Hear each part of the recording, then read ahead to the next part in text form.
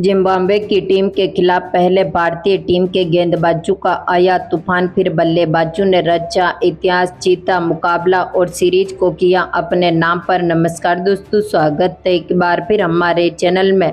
भारत और जिम्बाब्वे की टीम के बीच T20 सीरीज का चौथा महामुकाबला खेला गया, जहां पर भारतीय टीम ने दमदार परफॉर्मेंस करते हुए यहां से लगातार 3 मुकाबले अपने नाम पर कर लिए और इस मुकाबले को जीतने के साथ ही भारतीय टीम इस सीरीज पर पूरी तरह से अपना कब्जा कर चुकी है।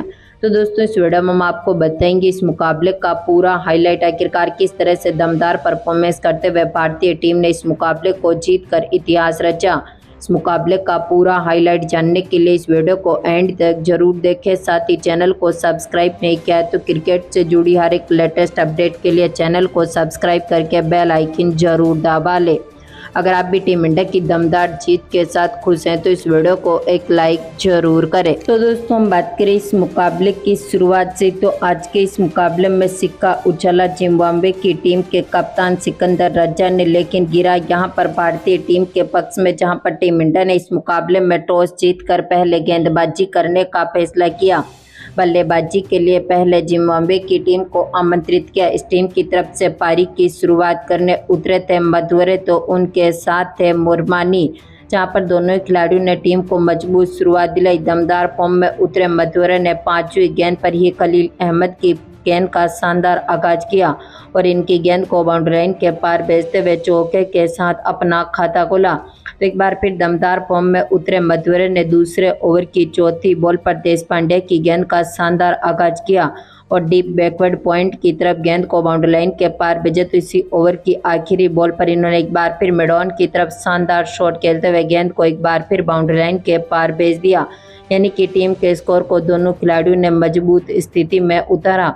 5 ओवर तक टीम का स्कोर 35 रनों के पार पहुंचा था। तो पावर प्ले में टीम ने मजबूत पकड़ बनाई और यहां पर 48 रनों की शानदार पारी खेल के दिखाई। इसके बाद दमदार फॉर्म में उतरे यहां पर मुरानी ने शानदार शॉट खेले और यहां पर 8वें ओवर की दूसरी बॉल पर वॉशिंगटन सुंदर की गेंद का शानदार आगाज किया और लॉन्ग ऑन के ऊपर से एक बार फिर गेंद को बाउंड्री लाइन के पार भेजा।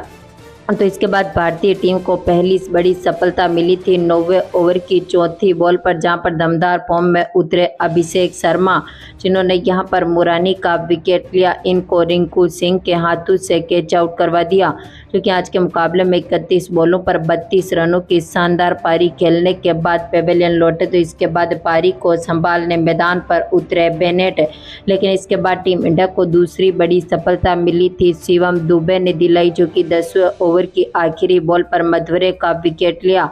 इनको भी रिंकू सिंह के हाथों से कैच आउट करवा दिया, जो कि 24 बॉलों पर 25 रन बनने के बाद चलते बने। तो इसके बाद पारी को संभालने उतरे कप्तान सिकंदर रजा ने 12वें ओवर की पहली बॉल पर शानदार शॉट खेला और शिवम दुबे की गेंद को बाउंड्री लाइन के पार भेजते हुए चौके के साथ अपना खाता खोला।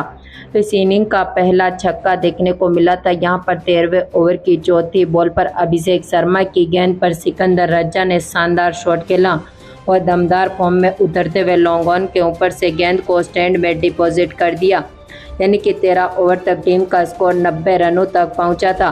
इसके बाद भारतीय टीम को तीसरी बड़ी सफलता दिलाई। एक बार फिर वॉशिंगटन सुंदर ने 14वें ओवर की चौथी बॉल पर बेनेट का विकेट लिया। जायसवाल के हाथों से इनको कैच आउट करवा दिया, जो कि 14 बॉलों पर 9 रन बनने के बाद पेवेलियन लौटे।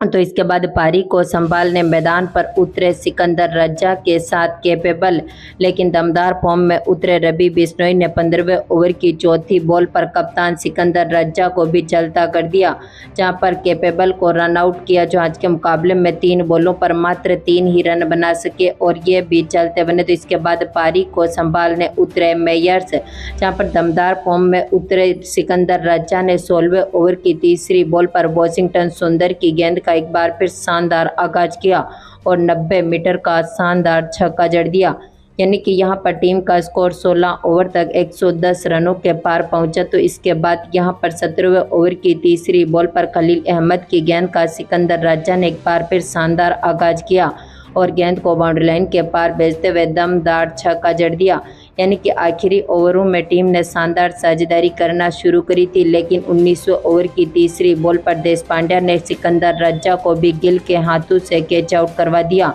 क्योंकि 28 बॉलों पर 46 रनों की शानदार पारी खेलने के बाद पवेलियन लौटे।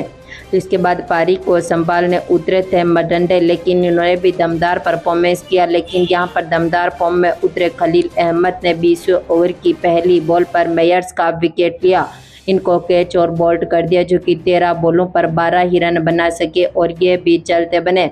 तो आखिरी विकेट यहां पर मडंडे के रूप में गिरा, जो आखिरी गेंद पर दमदार फॉर्म में उतरे खलील अहमद ने इनको रिंकू सिंह के हाथों से कैच आउट करवा दिया, जो कि 5 बॉलों पर 7 रन बना सके।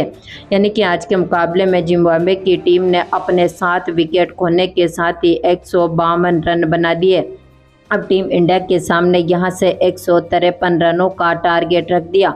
हम बात करें भारतीय टीम की पारी की शुरुआत से, तो टीम इंडिया की तरफ से पारी की शुरुआत करने उतरे थे यशस्वी जायसवाल, तो उनके साथ थे कप्तान शुभमन गिल, जहां पर दोनों ही खिलाड़ियों ने टीम को काफ़ी मजबूत शुरुआत दिलाई। दोनों खिलाड़ियों के बीच बेहतरीन पार्टनरशिप बनी।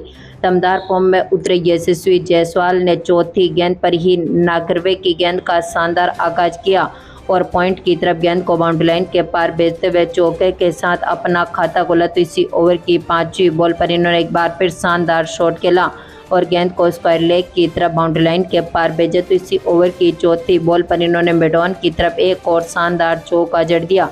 तो एक बार फिर दमदार फॉर्म में उतरे शुभमन गिल ने भी दूसरे ओवर की दूसरी बॉल पर मुजरबानी की गेंद का शानदार आगाज करते हुए चौके के साथ अपना खाता खोला।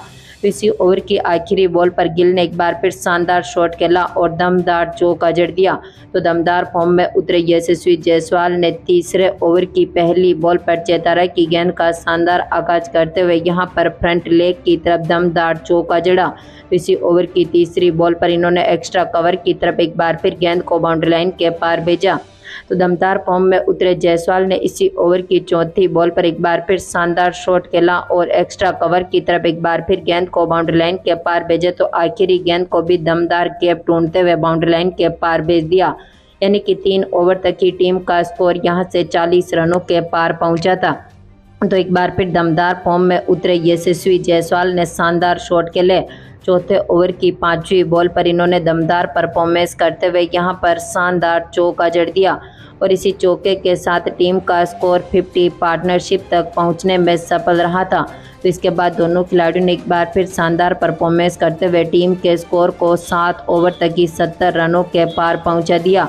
यानी कि यहां पर दोनों खिलाड़ियों ने बेहतरीन पार्टनरशिप करी। तो इसके बाद 9वें ओवर की तीसरी बॉल पर रज्जा की गेंद का शानदार आगाज करते हुए यशस्वी जायसवाल ने दमदार शॉट खेला और गेंद को बैक की तरफ बाउंड्री लाइन के पार भेजा। तो इसी ओवर की 5वीं बॉल पर गिल ने शानदार शॉट खेलते हुए गेंद को स्टैंड में डिपॉजिट कर दिया, यानी कि दमदार छक्का जड़ दिया। तो इसके बाद 10वें ओवर की पहली बॉल पर अकरम की गेंद कर शानदार आगाज करते हुए गिल ने डीप कवर की तरफ गेंद को एक बार फिर बाउंड्री लाइन के पार भेजा। तो इसी ओवर की चौथी बॉल पर गिल ने दमदार परफॉर्मेंस करते हुए शानदार शॉट खेला और दमदार चौका जड़ दिया और इसी चौके के साथ टीम का स्कोर यहां से 100 रनों के पार पहुंचने में सफल रहा। तो यशस्वी जायसवाल ने इसी बीच अपनी 50 भी पूरी कर ली। तो दमदार फॉर्म में उतरे जायसवाल ने शानदार शॉट खेला। 11वें ओवर की पहली बॉल पर डीप बैकवर्ड स्क्वायर लेग के ऊपर से एक बार फिर गेंद को बाउंड्री लाइन के पार भेजा और गेंद को यहां पर दमदार छक्के के लिए शानदार शॉट खेला। यानी कि यहां पर 11 ओवर तक ही टीम का स्कोर दमदार फॉर्म में उतरते हुए 115 रनों तक पहुंचने में सफल रहा था। यानी कि अब आखिरी 54 बॉलों पर टीम को जीत के लिए जरूरत थी 38 रनों की।